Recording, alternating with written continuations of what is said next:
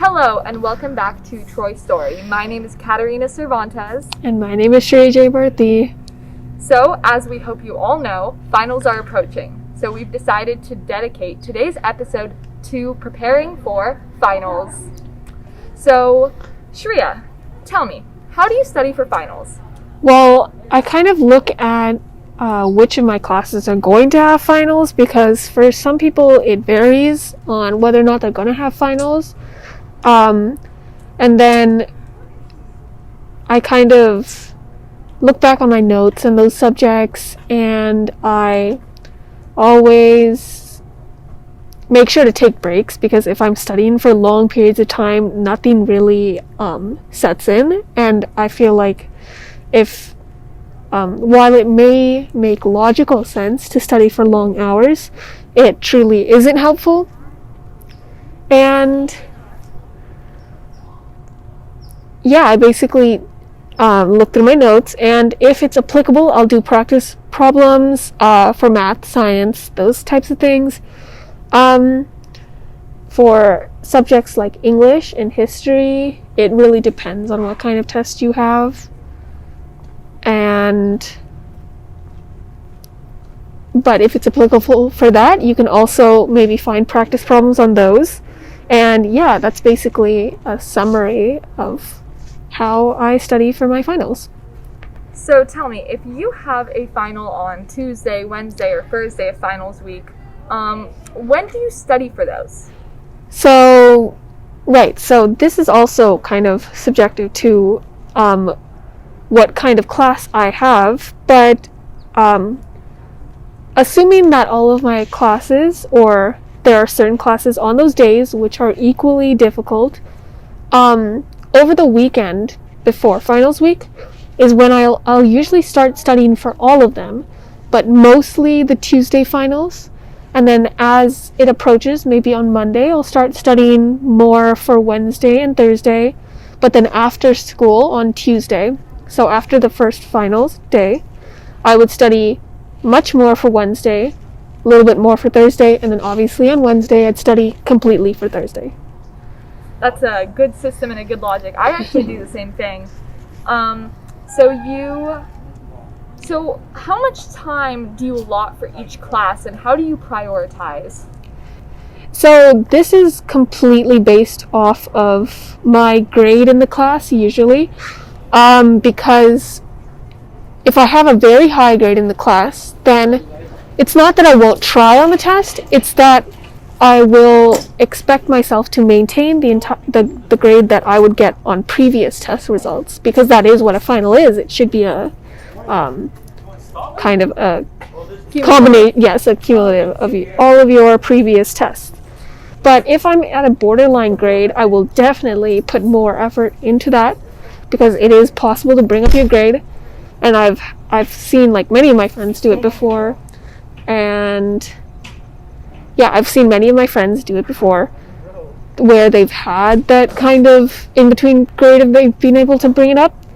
The opposite of that is if I have a borderline grade, but I'm at the grade I want to be, so say it's an A-, you would also want to study hard for that one, given that you don't want to destroy all of the hard work you would put into that semester because of your final, right? I base the amount of time that I allot on each subject on the grade that I have in that subject. And sometimes teachers will let you know what kind of test you're going to be having, and some of those it's kind of difficult to study for, so that also affects the time. So while we're on the topic of getting yourself to the grade you want, or not losing the grade that you have you ever actually been able to use a final to get you to the grade that you want? Or have you ever lost your grade because of a final? I've actually never experienced both. Most of the time my finals stay pretty stagnant with the grade I'm at, but I'm just interested because I know I've definitely heard stories of people being able to bump their grade up to an A or the grade they want. Right, so it's kind of similar with me in that I haven't had like a main experience with that, except that there was an attempt that I made in sophomore year where I had a B plus to get to an A, and I almost made it, but I had to have gotten, I think, 1 or 2 more questions right to have gotten that grade. That's the worst. Yeah, it is. But you know what? That kind of shows the importance of studying a lot for those borderline grades. Because if I had just gotten those 1 or 2 questions, I would have finished with the grade that I wanted. So it's just another lesson. It's not a big deal anymore, but at the time. So, what is the difference between your freshman self and your senior self? What was the difference between those study techniques and what you use now? It's going to be slightly contradictory, but I feel like freshman me cared too much and too little at the same time.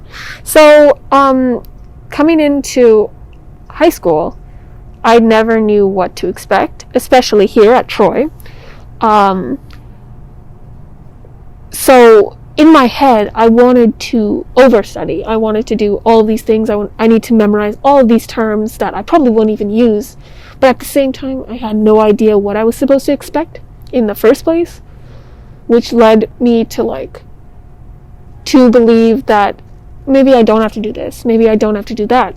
So, which is why I'm saying that both of those things existed in my freshman self.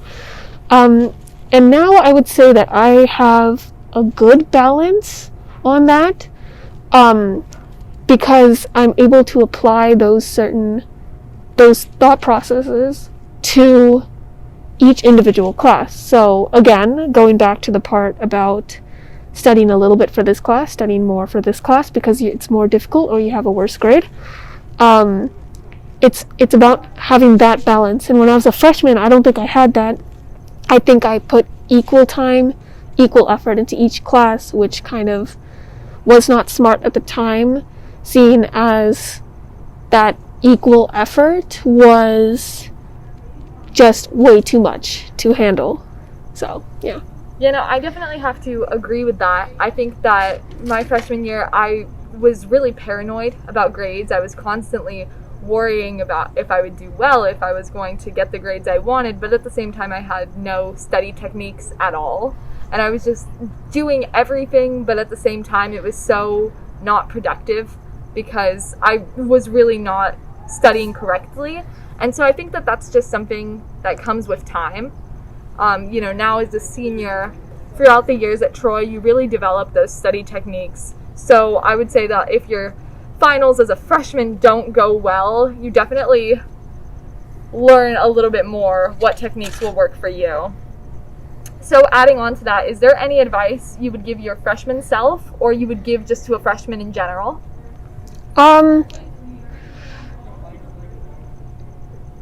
Going into finals. Yeah, so going into finals week,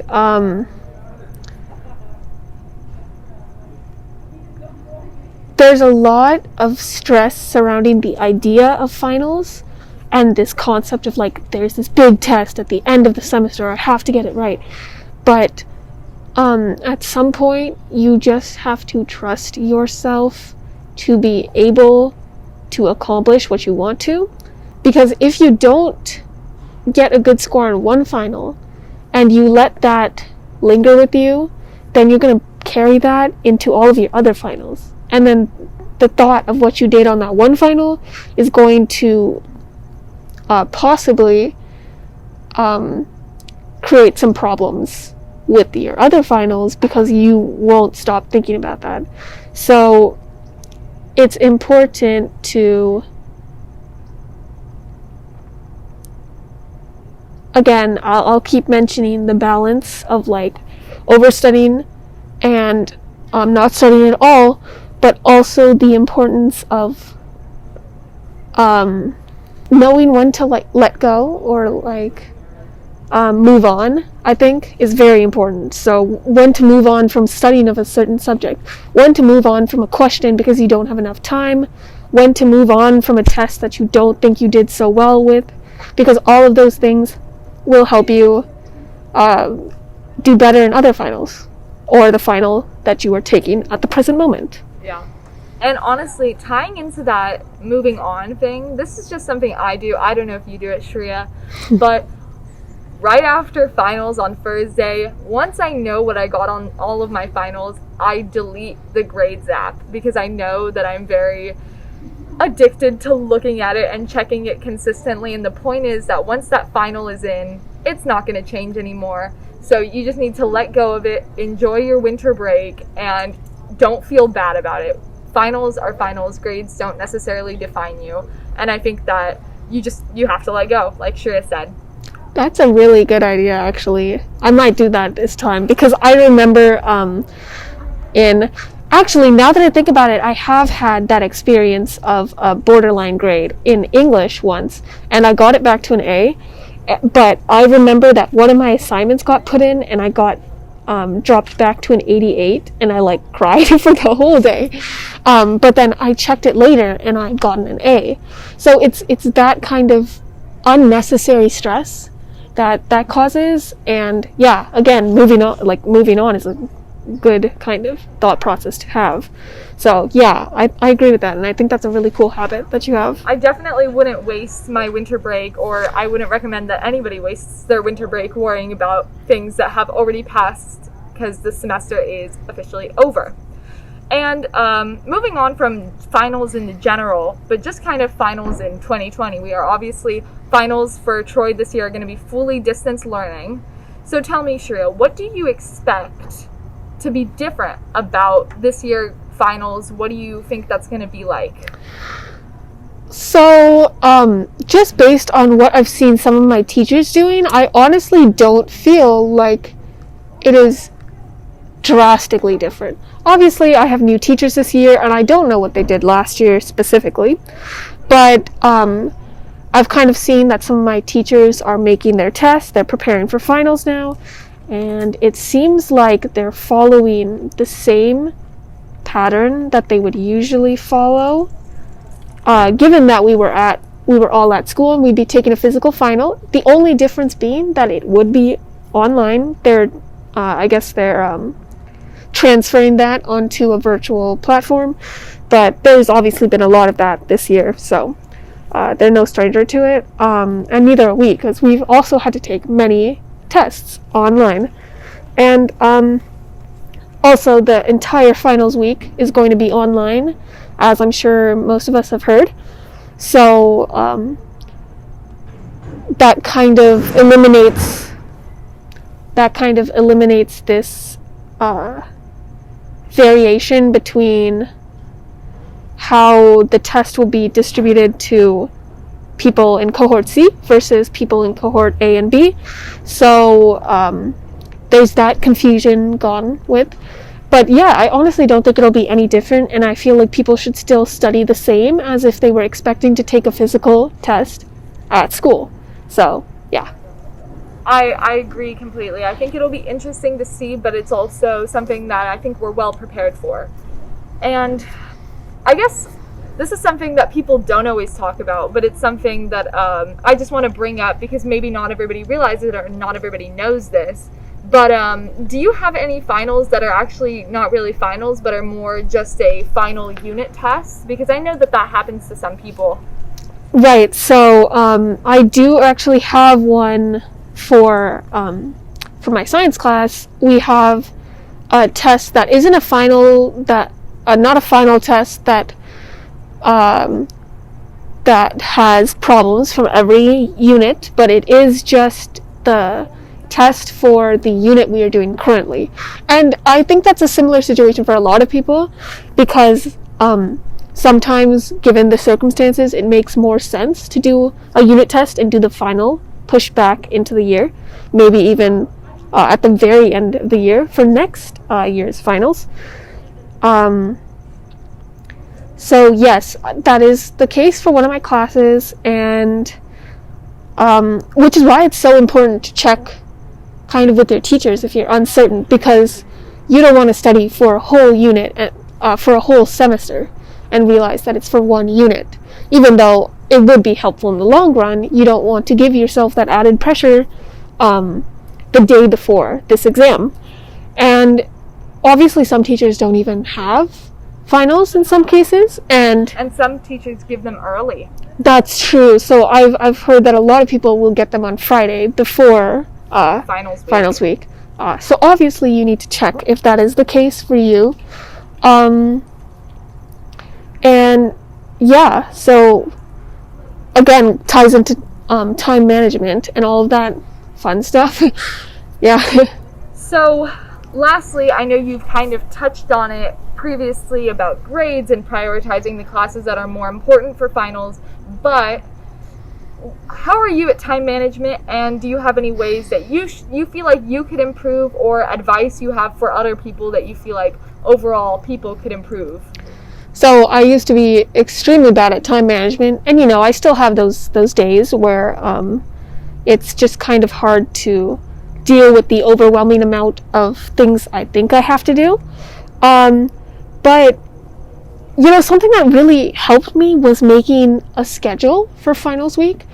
It's not for everybody, obviously, so I'm not saying this is something you absolutely should do, but sometimes it helps to write down your tests and then kind of also write down what units are being covered, what other information is being covered, and then in the days before that, kind of write down what you want to study, when you want to study it, and then give yourself a time period.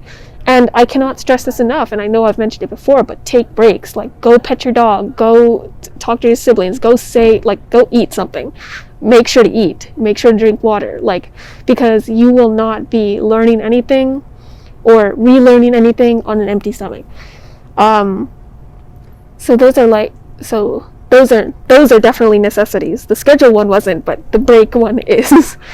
Yeah, so that's my advice, because it's very hard to give more specific advice when you don't really necessarily know other people's classes. But I genuinely think that overstudying will always do more harm than good. So especially on someone's mental health the day before a test, the amount of stress that puts on you should not, will definitely hinder your performance. And yeah, so take breaks, don't study too much, get good sleep. You're going to keep hearing this from people to get good sleep, and then a lot of people don't follow that advice, which is perfectly understandable given the amount of studying that you want to get done. But at the end of the day, if you're sleeping through your test, if you're sleeping through your test, all of that work that you put in will be for nothing. So from my personal experience, as someone that really enjoys sleep, I highly recommend that latest you go to sleep at 11. You should really shoot for that 10 o'clock and just get some good rest the day before your finals, because it honestly really helps. If you are not well rested, you have no chance of doing well. And kind of going off of that, Shreya, do you have any last closing comments or any last statements you want to say? I don't have any more advice, but I do have one comment, which is to trust in yourself, in your ability. You know how you perform. It's not going to be any different in finals, no matter what preconceived notions you may have about finals coming into it is. But the fact is that you're going to perform how you've been performing, whether that is amazing, good, any of that stuff. Obviously, you can improve your performance in the final. That's not what I'm saying, but for those of you who are stressing about potentially completely bombing your test, even if you've been doing completely fine in previous tests, then my one comment is that, take it easy on yourself, give yourself a break. You're going to do fine, and you're going to excel at your tests like you always have been. I completely agree, and I think that that's all for today. Thank you for tuning in to today's episode of Troy Story, and good luck with your finals. Thank you, Shreya, for joining me today. Thank you for having me. Thank you guys for listening. Bye. Good luck.